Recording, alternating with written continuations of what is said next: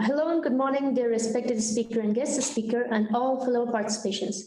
This is Hilal Koza, representative of today's webinar on the issue of employment challenges and opportunities during pandemic, why Afghanistan is our investment destination. The webinar is presenting by Mr. Wahid Amin, Human Resource and Employment Specialist, and Mr. Muhammad Shakir as the head of BBA department at Khatib University. So during the presentation, the floor is open for any point of questions and you can text them all. در جریان ارائه تمام اشتراک کننده ها میتونن سوالای خود را داشته باشن و در اخیر به تمام سوالاشون رسیدگی و یا پاسخ داده شد. So dear honorable guest speaker, the floor is all yours for 25 minutes.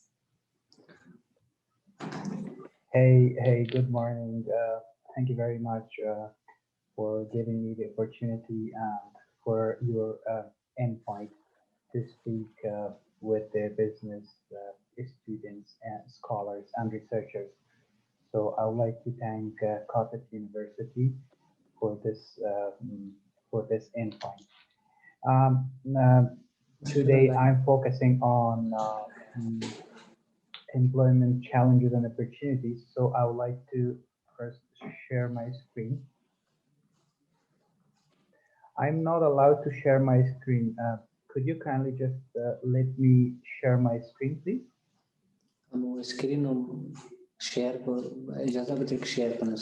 Yes, there are some technical problems. We are going to fix it. Just a few minutes. Okay, great.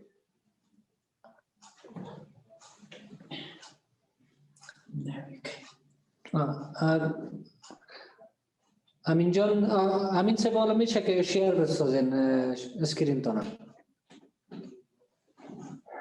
I'm not allowed to share my screen still. I'm just trying. I'm struggling here.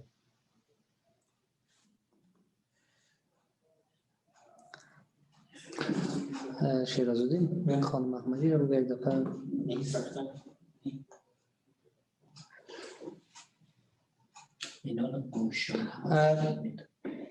Amin said now you can share the screen with the audience. Yeah, I am trying. It says host disabled participant screen sharing. Please make me a host or a presenter so that I can share my screen. I'm still not allowed to share. Just a moment, please. He's trying to make it a host. Great. Wahid Amin. شیرازالدین تاول کوشش کن والا و جور شو بدون از اون واسه خیلی مشکل است. یا کامپیوتر یک رقم okay. Amin said please try it once. Okay, now it works. So okay, that's great. You.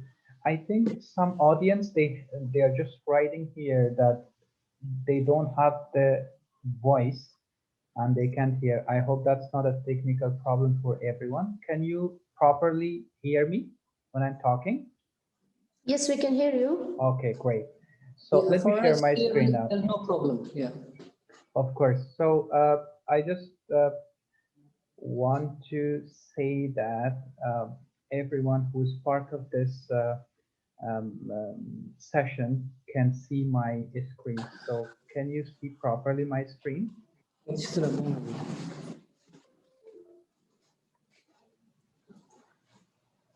I'm just trying to share. Can everyone see my screen? Yeah. We can see. Okay. Sure. So just give me 1 second. Okay.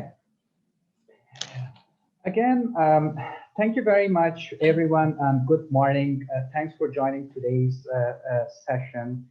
And again, thank you very much for the Khatib University for their invite to, to speak with the students, scholars, and researchers. Today, I'm focusing on employment challenges and opportunities during COVID-19 pandemic. If you have any question, always you're more than welcome to turn on your mic and just pose your question. You can put your question in the chat box or you can write it down at the end of the session. We will be discussing on all we'll be coming to all your questions and we'll be discussing in detail. So again, thank you very much. This is the agenda for today's session. So let's wrap up. I'm sure you all have questions as business graduates and business students. The agenda for today's session is employment challenges during COVID-19 pandemic, industries most impacted by COVID-19, industries least impacted by COVID-19, COVID-19 global impact, employment opportunities during COVID-19, challenges business face adopting to post-COVID-19 return to work, my own experience as a human resources specialist working remotely after pandemic, and people who are job search candidates and looking for the employment. So we will go through all these questions and I'm going to walk you all through of these steps, what happened after COVID-19 and pandemic. And the first topic in today's session in this presentation is employment challenges during pandemic.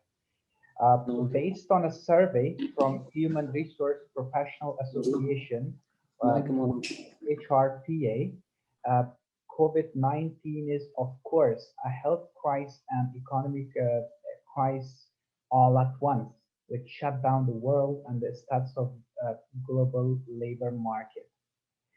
Also, the other challenges which COVID-19 pandemic brought to the world has caused a huge and massive uncertainty and changed people's life and slowed down the economy.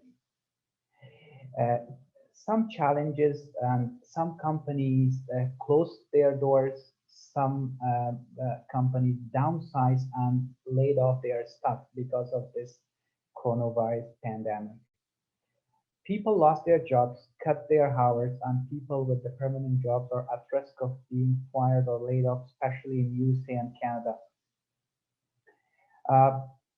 Challenges is still out there, limited job opportunities and freeze hiring in job market for unemployed and new graduates in market.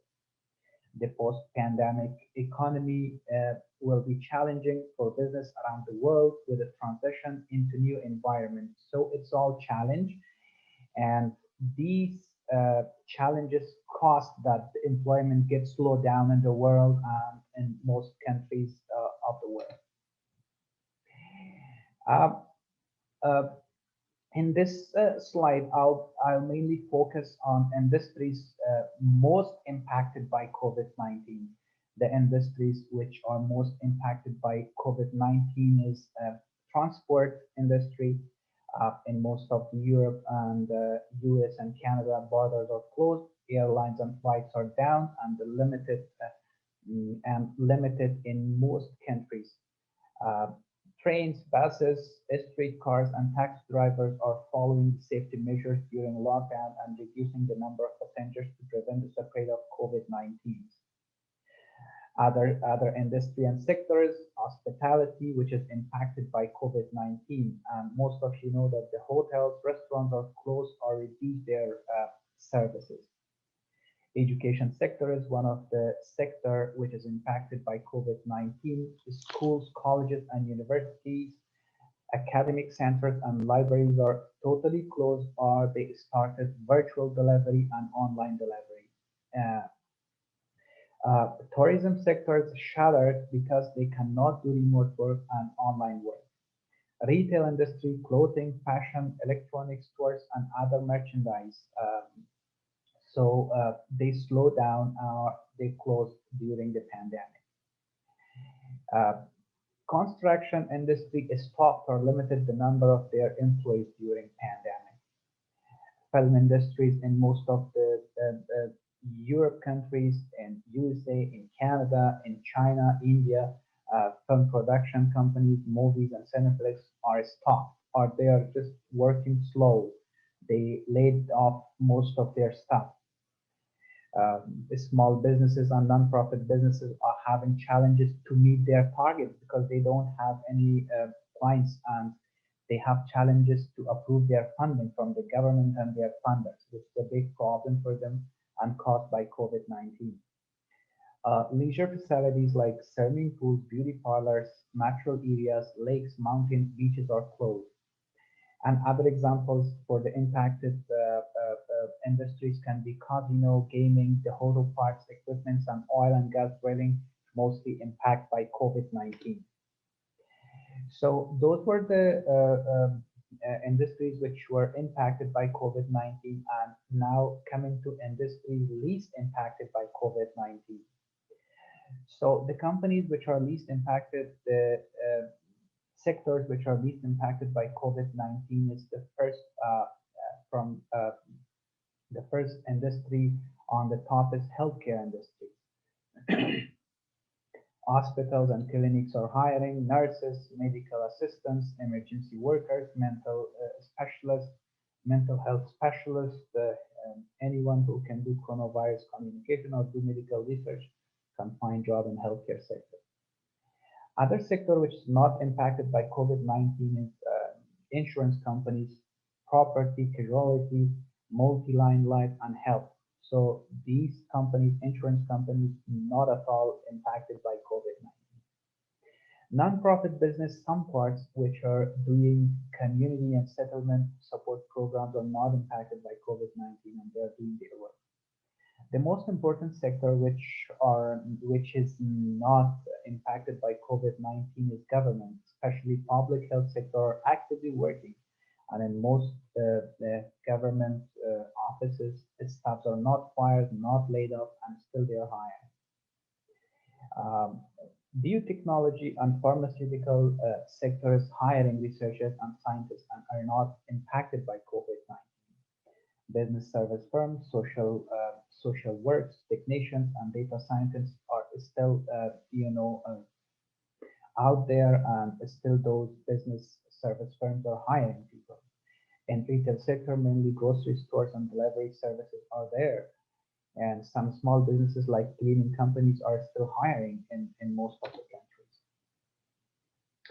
So COVID-19 global impacts are out there. Again, it is not like one continent or country. Different continents and countries are in different stages of pandemic crisis and dealing with the unforeseen challenges impacted by people's life. Most developed and developed countries have taken restrictive measures such as lockdown, shelter in place, or stay home orders to slow down the spread and contain the pandemic at the local level. USA and Canada can be a big example. Lots of financial supports are out there to recover the economy and to support the entire workforce, employers and employees, especially infrastructure and small businesses. Another country like China appeared to manage the coronavirus outbreak effectively, putting in place early travel bans within the country itself. Social distance measures were still in place. Japan, steps of emergency filled with ambiguity. People have started to express worry that the government is not doing enough to contain the crisis. Singapore can be a good example, starting to be in recovery. People are gradually starting to back to work. Developing country, emerging market, and low-income countries like Afghanistan are still struggling, and still there are jobs out there, but always due to COVID-19, which is not too much impacted. There are jobs out there, but it depends, the way they are just hiring people. It's like, especially in the government sector, a lot of jobs are out there. Again, I spoke about the challenges, and I spoke about the industries most impacted and least impacted, and challenges which are impacted the world. Now here in this slide, employment opportunities during COVID-19, I'm just gonna walk you all through industries in highest demand. So in highest demand industries, again, I spoke about this is mainly highest demands are mainly the industries which are least impacted. I earlier spoke about these industries, but again, healthcare, hospitals, and clinics are hiring frontline workers, registered nurse, pharmacists, personal support workers, medical doctors, medical assistants, emergency workers, mental health specialists, anyone who can do coronavirus communication or do medical research can find a job in during the pandemic. So there are a lot of jobs out there in medical healthcare and medical companies. Other companies which they are hiring teleworking communication, like telecom, they're hiring too many telecommunication technicians or operators. So the jobs which are there in the industry, technology industry, big example can be Cisco company, Apple company, eBay, DocuSign, HP, Pinterest company are hiring technicians, software engineer, IT specialist, full stack developer, etc. So definitely technology industries are hiring and a lot of people they are applying jobs.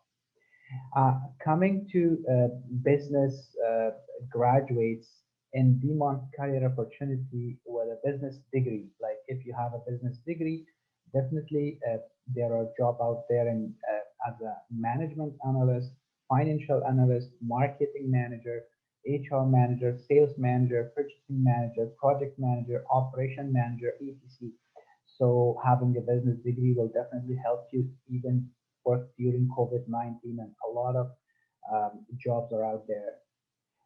Other companies which they're hiring, shipping companies, for example, I can give an example of Instacart, FedEx, UPS, and Ship. So these companies are hiring more than 100,000 and thousands of staff, and they need to work in their company. In retail, Amazon, Walmart, CVS, Dollar General, Walgreens, and in grocery industries, customer service, cashiers, store managers. There are lots of jobs in financial sector, investment companies, capital ones. Again, pharmacy sector, education industries, online stores, and they all have a virtual delivery and they're hiring people. So I'm just going to walk you through of 4 challenges business face adopting to post-COVID-19 returning to work. So this is also a challenge for those companies which their staff are working virtually, and after this pandemic, if they are going back to work, what measures they have to take. Companies now face a range of unique challenges related to pandemic that will require dedicated, effective solution if they want to remain competitive during this time. So all these companies are remaining competitive. To emerge from the current situation in stable position, employer must first address core human resource challenges that will impact the areas of their business successes. So in here, I can focus only in the 4 factors which are important for the companies that they have to focus after their staff return to work. Employee safety is really important, staying competitive in market, effectively leverage human resource technology,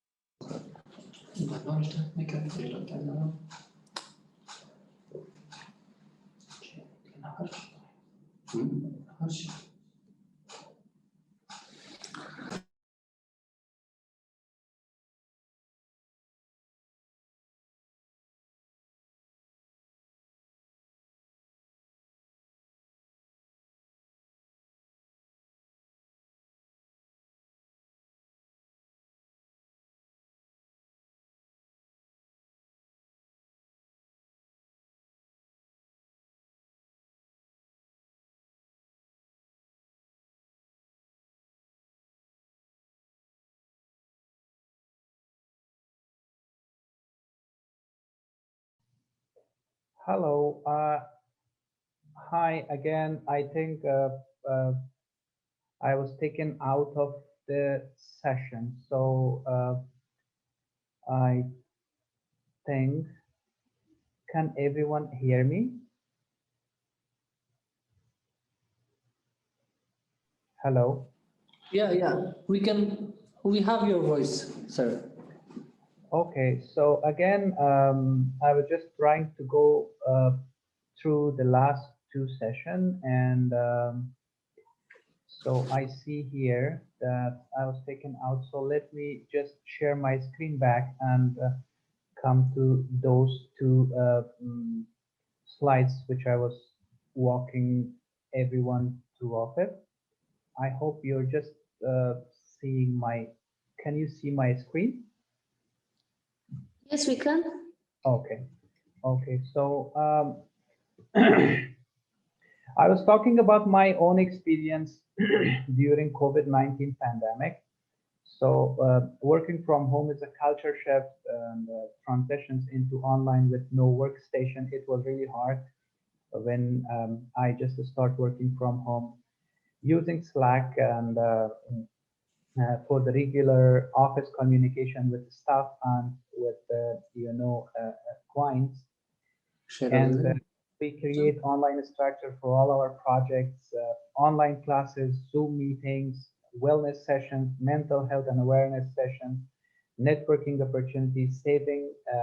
So we saved the commute time. We are not commuting, so we are working from home. And the last part is the last slide is about people uh, are people who are job search candidates and looking for employment. Uh, you still need to be proactive and take the advantage of the time and keep doing what you're doing in the past and improve your skill sets to environment. So my advice is this is the time for the job search candidates to stand out and be ready for the future. Be creative, keep your resume cover letter update, make your LinkedIn profile, and finally make your career portfolio. Do networking as much as you can and make some new connections. Do Zoom invite. If somebody is unemployed, they really shouldn't worry about their status. They should keep searching for employment. And again, the last advice is that people still jump in all over to employers through email, phone, LinkedIn, and reach out to companies for jobs and send your resumes and cover letter. Thank you. If you have any questions, so if there is any question, please just maybe Kasaulur. Thank you so much, Mr. Amin, for sharing this great information and opinions, which were very useful, especially for business students. So let me ask the admin if you have any questions, because the floor was open during your speech. Do you have any questions? Sawalidari? So, Sarah, I guess we don't have any questions, and thank you so much for all the information. no worries. So thank you again. And should I still stay in the meeting or should I leave the meeting? If you have any work, you can leave the meeting, but if you're interested to continue with us, you can continue, sir. I think I'm done for my topic, and most of the things which I wanted to mention, I'm already done with it. So again, I would like to thank Content University and the host for the invite, and I would like to also thank the participants for attending this session. And thank you very much, everyone. If you have any question, always reach out to me. My email address and LinkedIn is out there. So have a great rest of the day. Stay safe and healthy, and take good care of yourself. Thank you again, and خدا حافظ. تشکر از شما امین صاحب که درخواست ما را پذیرفتین. با امید از اینکه در آینده هم در صنوف درسی هم شما را داشته باشیم من حیث گست سپیکر، گست لکچرر. انشالله این همکاری ما ادامه خواهد یافت. باز هم تشکر که اگرچه در کانادا فعلا شب هم است باز هم وقتتان با ما گذاشتین، قابل قدردانی است و تشکر میکنیم از شما. ممنون. جهان سپاس از شما و از دعوت مسئولین محترم پانتون کاتب.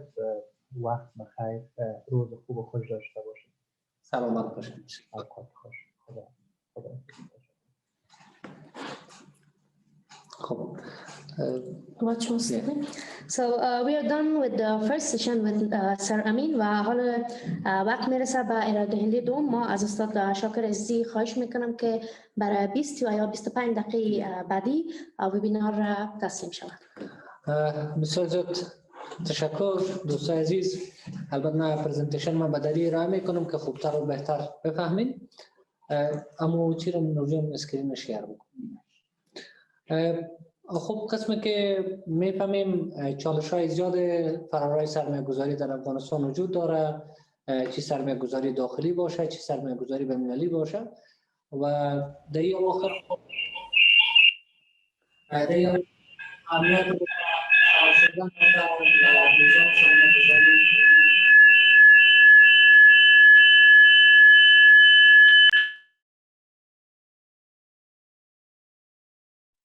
تر شده. قسمی که شما دوستان میفهمین سکتور خصوصی به گونه گسترده من حیث منابع فراهمسازی درآمد، مشاغل، کالاها و خدمات و همچنان به خاطر بهبود کیفیت زندگی در جوامع مختلف استفاده میشن و همچنان من حیث ابزار به خاطر غلبه بر فقر حساب میشه.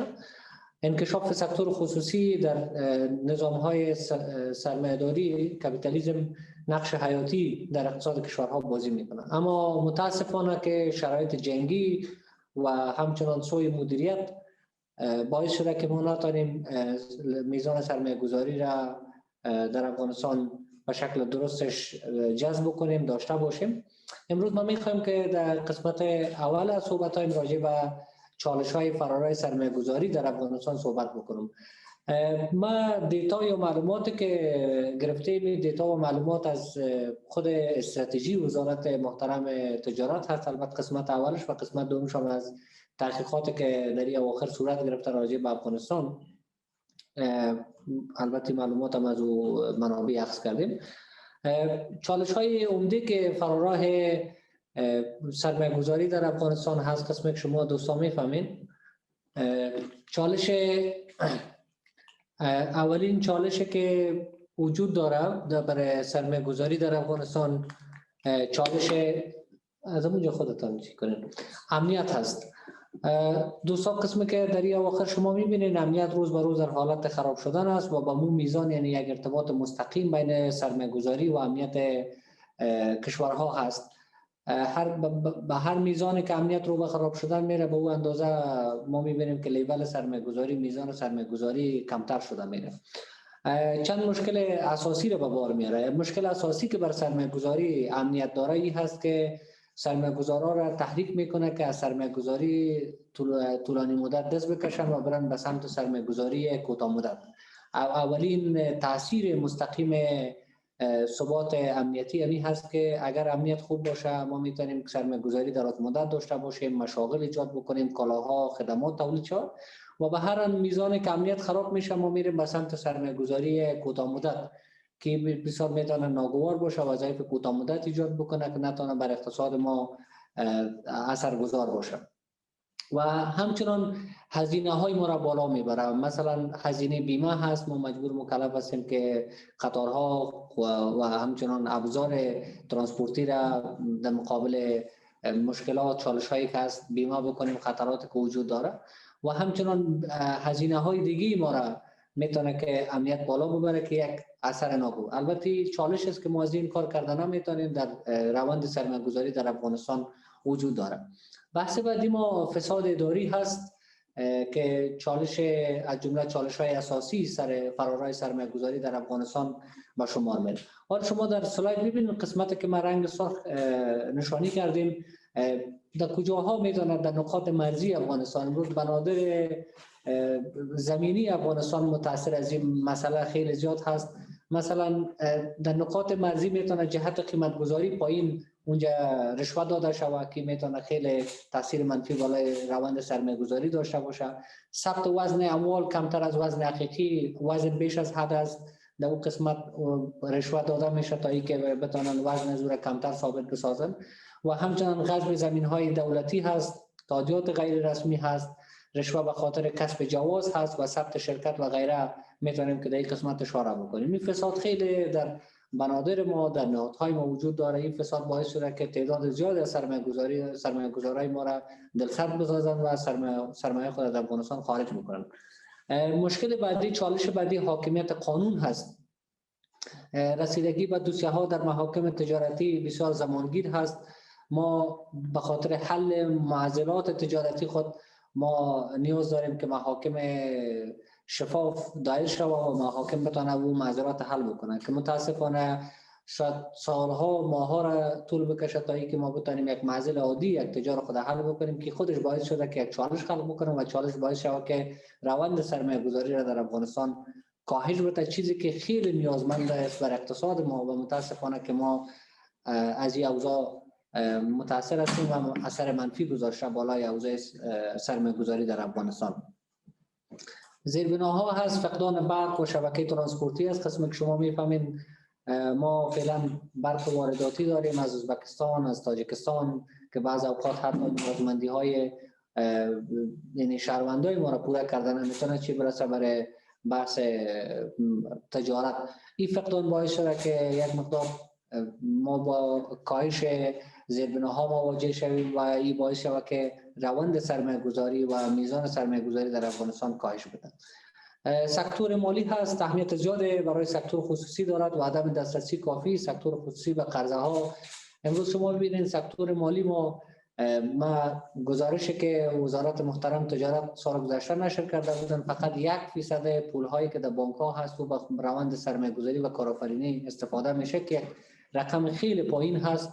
و سکتور مالی ما هم مشکل داره. بانک های تجارتی ما همون فعالیت های خیلی ابتدایی خود انجام میتن که عبارت از پرداخت و دریافت پول هست، اصلا نقش اساسی در روند سرمایه گذاری و تجارت نداره که در این قسمت هم چالش است.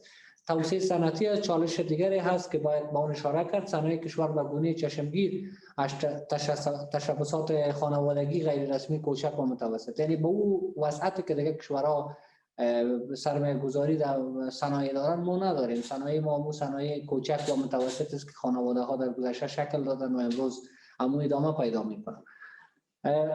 حالا میایم که راجع به افغانستان خود چالش ها وجود داره، چه چالش توسعه صنعتی است، چه چالش فساد اداری است، چه چالش امنیتی هست. چالش ها زیاد هست، اما نمیشه که ما به خاطر چالش ها در افغانستان سرمایه گذاری نکنیم. چالش امنیتی داریم، فساد اداری داریم، عدم توسعه صنعتی داریم، همه چالش ها پابرجا هست. اما امروز میخوایم در قسمت بعدی از پرزنتیشن خود راجع به بعض نکات خوبی که راجع به چه موقعیت جغرافیایی افغانستان است، چه پروفایل اقتصادی افغانستان است و چه همچنان ساحاتی که در اون ساحات سرمایه گذاری میشه که به شما اشاره بکنم. در 20 سال گذشته اقتصاد افغانستان البته انکشاف چشمگیر داشته. البته تو سالهای 2000 که ما و شما بعضی کسایی که یادش میاد سال 2000-2002 یعنی از صفر دوباره شروع کردیم آمدیم به این سمت. با اون اگر او را معیار قرار بدیم، بیس قرار بدیم، یعنی انکشاف و توسعه خیلی زیاد صورت گرفت و همچنان بیلیون ها افغانی از طرف سکتور خصوصی در بخش‌های مختلف، چه بخش میدیا و رسانه ها باشه، چه بخش تلکامونیکیشن باشه، چه بخش‌های مختلف دیگه باشه سرمایه گذاری شده یا یک حقیقت است که ما از اون انکار کردن نمی‌تونیم. و همچنان حالا میام سر دیموگرافیک پروفایل اف افغانستان، سر موقعیت جغرافیایی یا پروفایل جغرافیایی افغانستان. ما تقریبا 30 میلیون نفوذ داریم. 30 میلیون نفوذ ما البته تا سالهای 2050 پیش بینی میشه که ارتقا پیدا بکنه، افزایش پیدا بکنه به 55.9 میلیون که باز هم یک چالش بزرگ را خلق میکنه. این میزان یا رشد نفوذ رشد پاپولیشن که باعث میشه اگر دولت پاسخ داده نتونه ما را با چالش های زیاد مواجه بسازه. در این قسمت 51% نفوذ ما را مردها تشکیل داده و 49% از این خانم‌ها تشکیل داده، یعنی طبقه اوناس تشکیل دادن. از این جمله 46.3% از این در شهرها زندگی میکنن، متوقع در قرى و قصبات زندگی میکنن و تقریبا گفته میتونیم که یک کشور کاملا جوان هست نسبت به همسایه های ما اگر راجع به دموگرافیک پروفایل اف افغانستان صحبت بکنیم و 47% از این زیر نفوذ 15 سال زندگی میکنن. 51% از این بین 16 تا 65 سال است و 2% فقط بالاتر از 65 سال است. یعنی به این حساب گفته میتونیم که افغانستان یک کشور جوان هست نسبت به سایر کشورهای منطقه و بخصوص همسایه های ما. راجع به پروفایل اقتصادی افغانستان میخواستم به شما بگویم. تحقیقات نشان داده که از سالهای 2000 و 2002 GDP یا Gross Domestic Product تولید ناخالص داخلی افغانستان از 2.2 بیلیون رسیده به 22.2 بیلیون که در سال 2015 و بعدا ما سال 14 و 15 کاهش در GDP پس دوباره داشتیم نظر به مو بیرون رفتن نیروهای های خارجی و بعض مسائل دیگه که در افغانستان اتفاق افتاد. پر کاپیتا اینکم عاید سرانه افغانستان از $281 از سال 2005 تا سال 2015 به 747 که فعلا میگن 620 تا 630، یعنی پس دوباره کاهش داشتیم. سکتور خدمات ما در پروفایل اقتصادی افغانستان اگر ببینیم 51% نقش در GDP دارد، در تولیدات ناخالص داخلی دارد. از سهم زراعت ما 24% است، یعنی یک کاهش چشمگیر نشان میده اگرچه میگن افغانستان یک کشور زراعتی است اما جای خود واگذار کرده به بخش خدمات و بخش تولید که یک خبر خوش میتونه برای افغانستان باشه. بخش تولیدی ما 20.9% در GDP نقش داره، البته نظر به تحقیقاتی که انجام شده. صادرات ما بیشتر از 7.7 بیلیون دلار هست و واردات ما تنها میتونه 570 میلیون دلار باشه در سال که فعلا او هم کاهش پیدا کرده نظر به تاثیرات منفی که ویروس کرونا گذاشت بالای افغانستان و سایر کشورها، اقتصاد کشورها را ضعیف ساخته. حالا شما ببینید که یک یعنی اختلاف چشمگیر در صادرات و واردات ما هست، یعنی خیلی زمینه سرمایه گذاری در اینجا مساعد است که ما بتونیم این واردات تبدیل به صادرات بکنیم. یعنی ما اگر کسی بخواد در افغانستان سرمایه گذاری بکنه خیلی ساحه وسیع برای سرمایه گذاری در اینجا هست که انجام بدیم. 8 پارک صنعتی در هرات و کابل و قندهار و بلخ و ننگرهار داریم. 13 پارک صنعتی دیگه برنامه‌ریزی شده که ایجاد شود.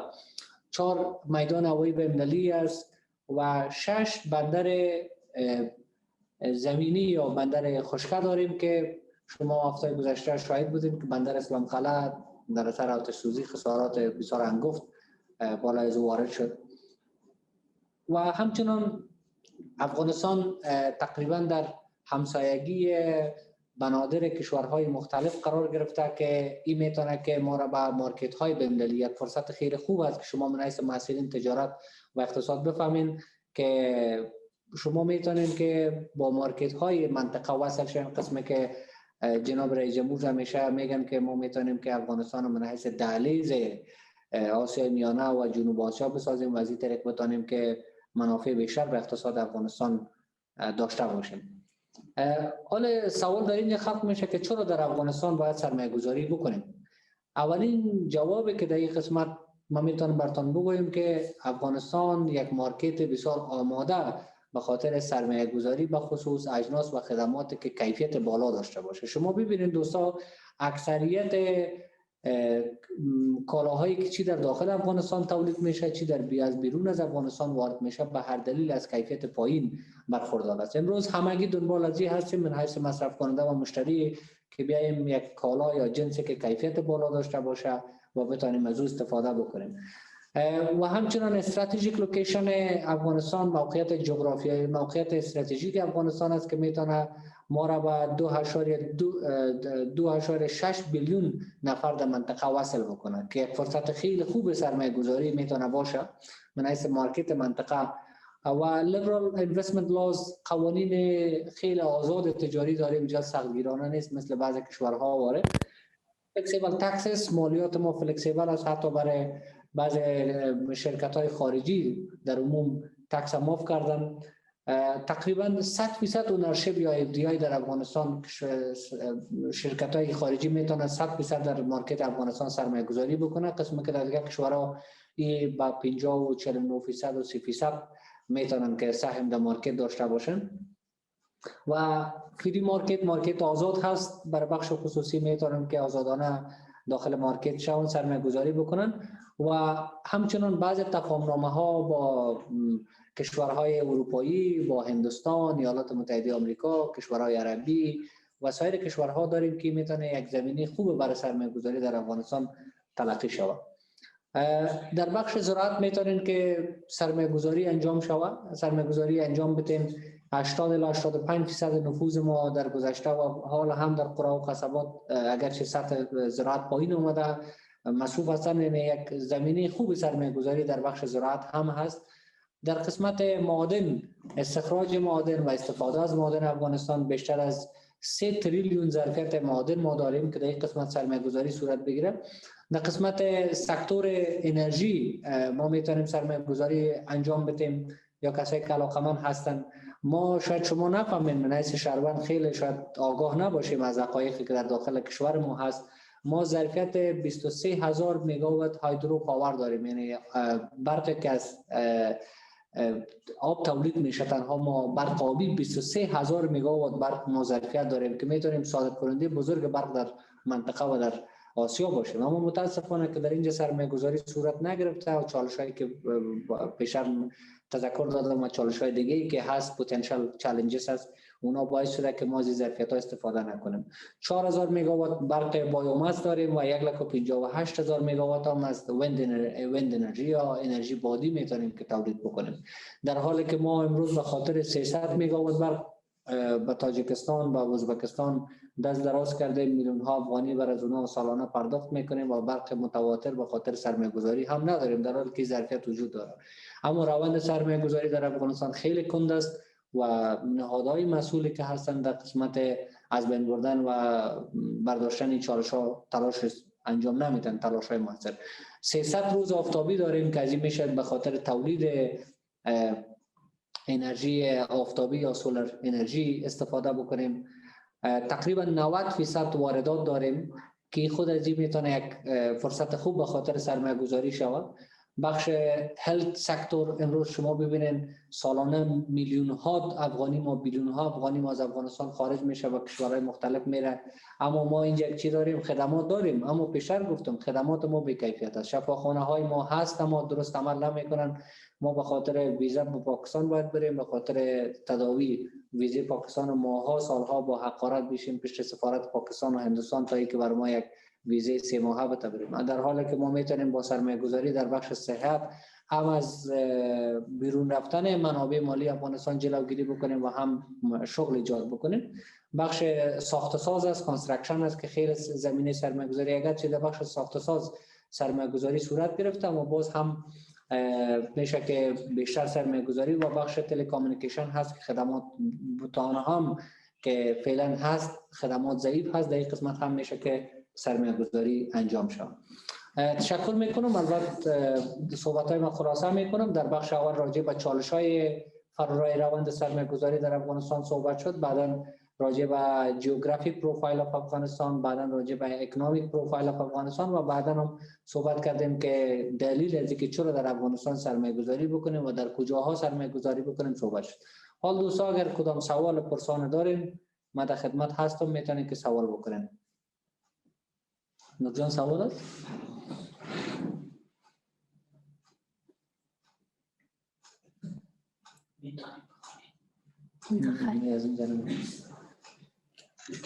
سلام علیکم. صحت من خوب است؟ آریان است. آریان جان بفرمایید. تشکر. می‌باشین استاد گفتن همین درباره چالش ها گفتن ما چطور میتونیم استاد همین چالش ها رو از بین ببریم و بتونیم که بزنس یا همین در بزنس خود پیشرفت داشته باشیم یا یک بزنس شروع کنیم همین چالش هاش چگونه از بین ببریم همین چالش ها رو که گفتین؟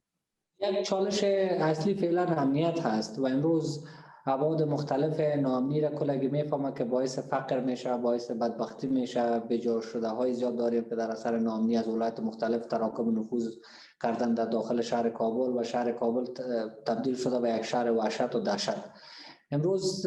و این تنها مسئولیت ما نیست، این مسئولیت نهادهای مسئول هست. امروز یکی از دلایل ناامنی بر علاوه موجودیت گروه‌های دهشت افکن در داخل افغانستان، گروه‌های کوچک دیگه تشکیل شدن که اونا از اثر نارضایتی که از دولت دارن و از عدم توجهی که دولت و نهادها بر از اونا و گروه‌ها تشکیل شده و گروه‌ها در ناامنی کابل، در ناامنی شهرهای بزرگ و در ناامنی کل افغانستان دست دارن. ما یعنی ناامنی تنها فکر نکنم که تولید گروه‌های تروریستی باشه. ما میتونیم با اینکه مردم از خود راضی نگاه بکنیم و چطور بتونیم قناعت از اونا را حاصل بکنیم، اونا را بیاریم در چارچوب دولت و اونا از قوانین اطاعت بکنن، سرپیچی نکنن، میتونن که در قسمت امنیت و بهبود. یک بحثی است و بحث دومی است که یک مقدار ناامنی که در داخل افغانستان از اثر بیکاری هست. امروز اکثریت جوانان ما بیکار هستند و اونا در ناامنی و در بی‌ثباتی امنیتی خیلی نقش دارند. دزدی ها، قتل ها و بعض مخازی هایی که در شهرها و در ولایات صورت میگیره از اثر ناامنی هست که اونا بیکار هستن. اگر ما اونو برای اونا شغل ایجاد بکنیم، روند سرمایه گذاری را برای اونا فراهم بسازیم و همچنان بتونیم که کار ایجاد بکنیم، یک مقدار میتونیم در قسمت ثبات امنیتی کمک بکنیم. بحث بعدی ما سکتور مالی بود که امروز بانک ها خیلی شاکی هستن که ما پول مردم را جمع میکنیم و با اونا سود هم میتیم، فایده هم میتیم، اینترست میتیم، اما موضوع پول استفاده کردن نمیتونیم. ما بیایم برای بانک ها چطور بتونیم ثبات ایجاد بکنیم.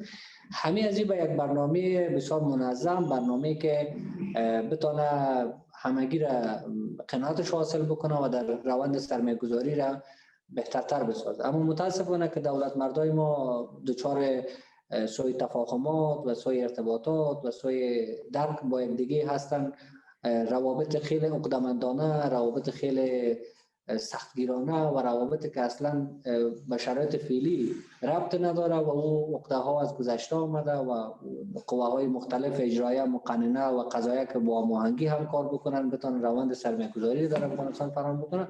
اونا پرداختن به اختلافات نظر، پرداختن به معضلات و همه قواها که باید در ثبات کشور کار بکنن در بی‌ثباتی کار میکنن. این باعث شده که ناامنی هم ایجاد شود و روند سرمایه‌گذاری هم کاهش پیدا بکنه. تشکر استاد. سوال بعدی، سوال دیگه داریم؟ تشکر استاد، سلامت باشید. بخیر باشید. خب استاد گرامی، سلام خدمت شما، سلام خدمت تمام دوستان ما. ببخشید درباره این ساخت برنامه‌ای را که شما گفتین یک برنامه منظم باید داشته باشیم.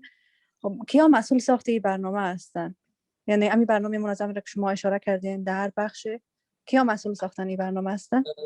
البته می‌بینید در نظر به قانون اساسی هر کشور دولت وظیفه اول دولت تامین امنیت است، تامین امنیت شهروندایش است، نه تنها تامین جانی، تامین امنیت مالی، همه را باید مسئول درجه اول دولت هست. دولت باید زمینه شغل ایجاد بکنه، دولت باید به مردم اطمینان بده که ما همو قوت رهبری را داریم، ما همو درایت رهبری را داریم، میتونیم که بر شما به منافع شما کار بکنیم. ما شب گذشته دیدم تلویزیون بی بی سی گزارش را می اپلیکیشن ها را مقایسه میکرد که مثلا تلگرام، واتساپ اپلیکیشن. یک کسی دیگه اومده در بین همه اپلیکیشن ها، نام از او از یاد من رفت، اپلیکیشن دیگه را ایجاد کرده که چند روز پیش رئیس شرکت یکی از میلیاردرهای آمریکایی در او اپلیکیشن فقط 5 دقیقه میتینگ داشته از طریق همون اپلیکیشن و او تانسته که در ظرف 3 ماه یا 4 ماه سرمایش به 1 میلیارد دلار برسه. خب این اپلیکیشن آمد، اپلیکیشن آمریکایی بود. در چین وقتی که دید که تنها صوت است، از این طریق مردم داخل مذاکره میشن، نگوشیشن میکنن و این اپلیکیشن در ناامنی چین استفاده میشه. مثلا مردم ترغیب میکنن، تشویق میکنن که شما مثلا چرا اقلیت مسلمان ها را در شهر اوغور میگن چی میگن، در اونجا چرا شما ظلم و ستم میکنین؟ از اون طریق این احساسات مردم بیشتر بسازن، تحریک بکنن تا اینکه تظاهرات صورت. او اپلیکیشن دولت چین متوقف ساخت، ما این اپلیکیشن دیگه اجازه نمیده، استاپ کرد وزارت مخابرات. از خبرنگار از وزیر مخابرات پرسان کرد، گفت هر آن چیزی که بتونه ثبات امنیتی چین زیر سوال ببره ما او را اجازه نمیده.